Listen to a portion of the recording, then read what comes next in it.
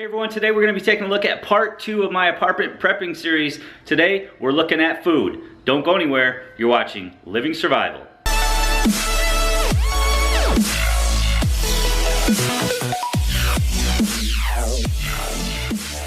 Okay guys, so for part 2 we're going to be taking a look at my food preps that I do in an apartment. Now this is short-term food preps. This is emergency disaster type food preps. So you're not going to see things like shelves of rice and beans and sacks of wheat and things like that that you can use in a long-term situation. This is the stuff that's going to get you by for a couple weeks up to a month in the event of a power outage due to a storm, a hurricane, an earthquake, tornado, a flood, something like that, or in the event of a civil unrest where you had to shelter in place. The city was shutting down, having curfews, things like that, where you couldn't leave. Stores shelves are empty for a few weeks up to a month. This is the type of food that I prep that would get us by for that period of time. So in most emergency situations, you're going to lose power or the city's going to shut off power and other utilities such as water and gas.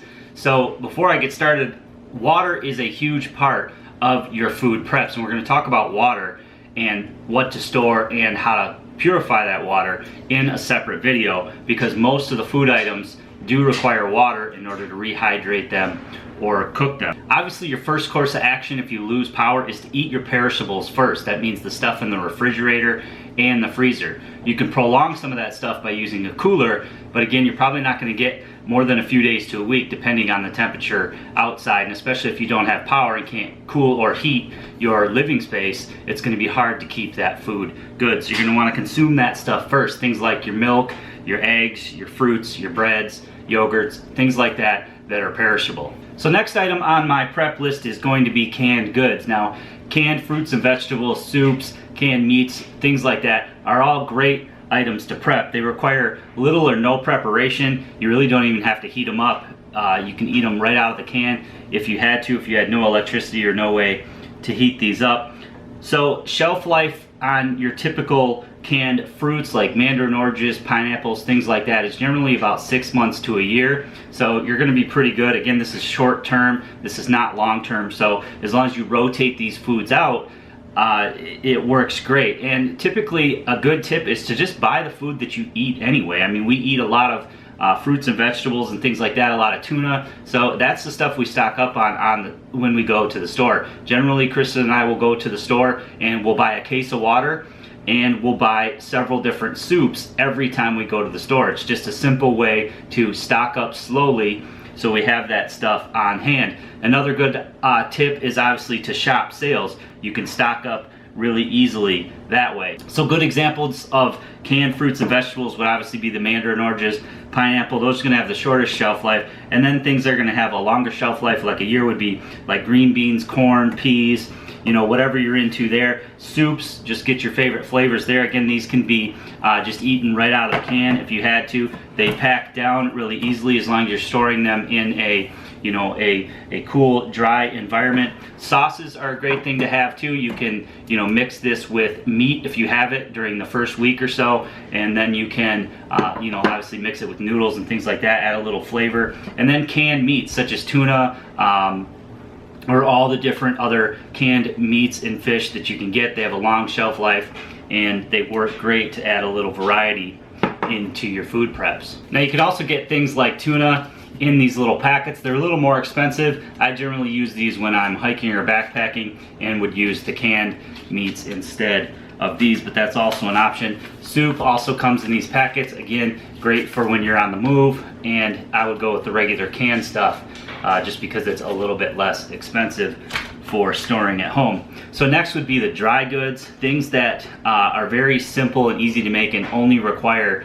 one ingredient, which would be water. Again, we're going to talk about water in another prep, and you want to conserve that water for sure, but these are foods that you can use or rehydrate and use that water to create a great meal. Things like boxed macaroni and cheese that just takes water. These are great. Again, you can get these on sale, 2 for $1, things like that. Things like instant rice. This stuff is great. You can add noodles to it. You can add tuna to it, things like that. So this stuff is great. It lasts quite a long time. Things like stuffing. Even though they say add other things like oil and things to it, you can make it with just water. I've done that before. And then finally, something that I really like is just these rice sides. They're pretty much just a meal in one. You know, we have chicken fried rice, cheddar broccoli, Spanish rice, regular chicken, some herb and butter. These just require water. They're 2.5 servings, so plenty for Kristen and I. And again, cheap. You can get these, you know, 10 for 10, things like that. Other items such as these little portable packets of hash browns last a lot longer than something that you might have in your freezer as far as hash browns go. Other dry goods would be like oatmeal. This stuff comes, you get a lot in a container, and we like to eat that. Again, it only requires water to make. You can also buy it in the individual packets if you prefer that. Crackers, cookies, things like that are a great thing to have, especially if you have kids. You know, you don't want to change their diet a whole lot. You want to make them as comfortable as possible. So things like saltine crackers, even though they don't have the longest shelf life, they're definitely going to get you through a month. You can spread peanut butter and jelly on these. You can dip them in soups, crunch them up in soups and things like that. Things that we all did probably as a kid. Peanut butter is great. You can buy a big jug of this. It's a lot of protein for, you know, for the serving size. Nuts, things like that, trail mixes, those are all great dry goods to have on hand as well. So another great option is things like cereals. These obviously can be eaten with any milk that you have in the first couple of days. You can mix this with water, or you can just eat the stuff right out of the box. So other things you can stock up on are things like chicken broth. You know, you can use this to make soups. You can mix this with any canned meats that you have. You know, noodles, things like that. Any vegetables that you have maybe in the first week, you can use chicken broth for that. Things like powdered drink mixes and powdered milk, things like that, that you can rehydrate. Powdered eggs, those are all great things to stock up on as well. So finally, for the dry goods, it's probably a good idea to have some flour, although in a 30-day time period you may not end up using it at all. It's more of a longer term storage item, just like rice and beans and things like that, but it's good to have a couple bags on hand. Doesn't take up much room. So I've got regular white flour and some whole wheat flour here, and then spices, things like salt and sugar and pepper. Honey is a great item to have on hand, and you know, spices as well, stuff that you probably already have. That's a great item to prep and something that you're probably gonna have for a 30-day period. So finally, stuff that has an even longer term shelf life in an apartment. It makes a great prep because it's small. It's stuff I have on hand anyway because I hike a lot and I backpack and I camp a lot. But things like dehydrated meals, you know, they don't take up any room. They're usually multiple servings, and all they require is water to rehydrate them. The problem with these is that they're very expensive. So it's better to just get the noodles, you know, get other things you can dehydrate, you know, beans and rice and things like that, and make your own meals. Such as this rice and chicken, you know, you could dehydrate that stuff, maybe add some beef jerky to noodles or something like that, and make that stuff yourself. One thing I did want to mention though is Valley Food Storage. This stuff is a great prep for having at home. It's not necessarily something I would take with me hiking or backpacking because it's 5 serving. It's got a 25-year shelf life. You know, again, anything that's packed in a Mylar package with like an oxygen absorber is going to last quite a while. So if you want something like this that doesn't take up much room, and you know, you don't want to pay the big price for your typical backpacking meals, check out Valley Food Storage. You know, this stuff is one company that I found that actually make larger servings, and it's great for home prepping for sure. Something that's even more long-term would obviously be your rations. You know, these would be your last ditch type thing. I reviewed these tack bars.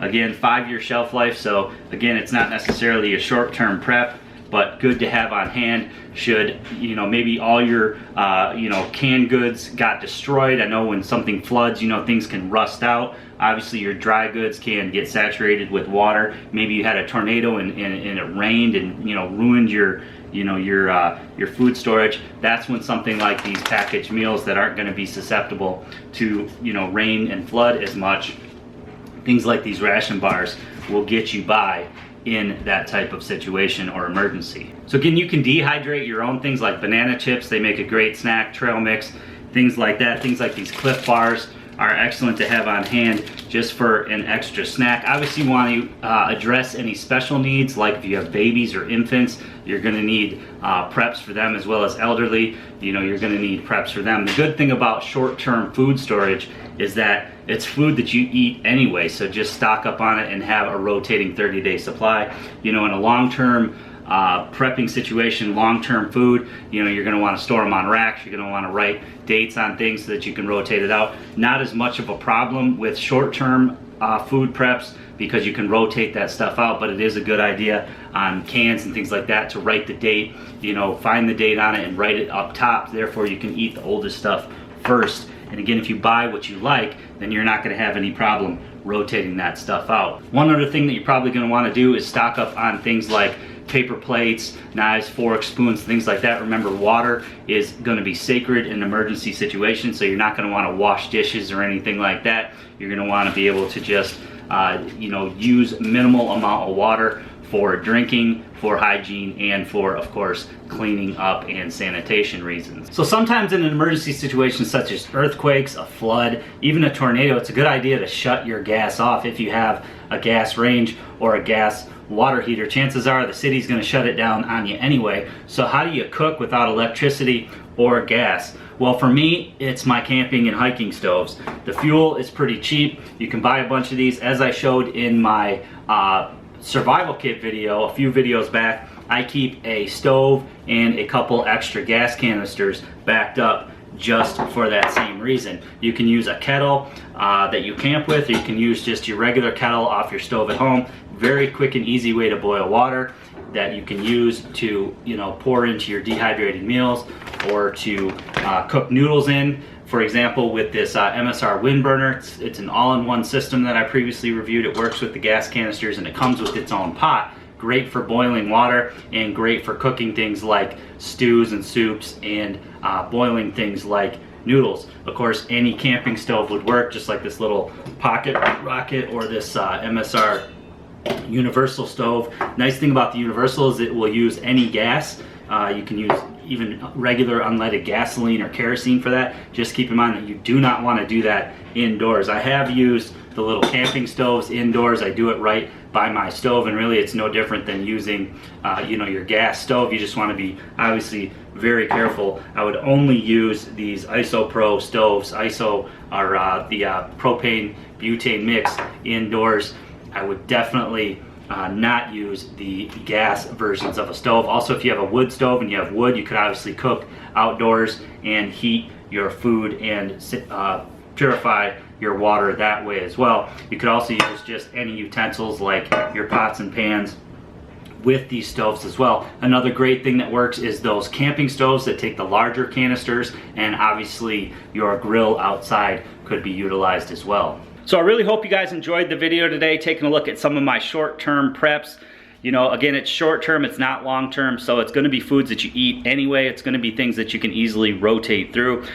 Like I said, a good tip is just every time you go to the store, buy an extra item or two. That's an easy and affordable way to get your stock of preps where it needs to be. Again, I'm going to address water in a separate episode, and I'm also going to address things like powdered milk and powdered drink mixes and things like that that you can use to make the water taste a little bit better. That's going to be in a separate video coming up shortly. Again, it's a good idea to address the needs of your family. Again, we have a dog, so you're going to want to stock up on dog food for a month, things like that. You know, you want to think of those little things when it comes to your short-term food preps. As far as storage goes, you can typically just store that stuff how you do anyway. We don't have any special storage other than for the longer term stuff like the rations and the backpacking food and things like that. Those we just keep in a box in a cool, dry area. Other than that, you know, our cupboards hold our short-term food preps, things like spices and dry goods and things that you can make just with water. Again, you're going to want to use up the stuff that's perishable first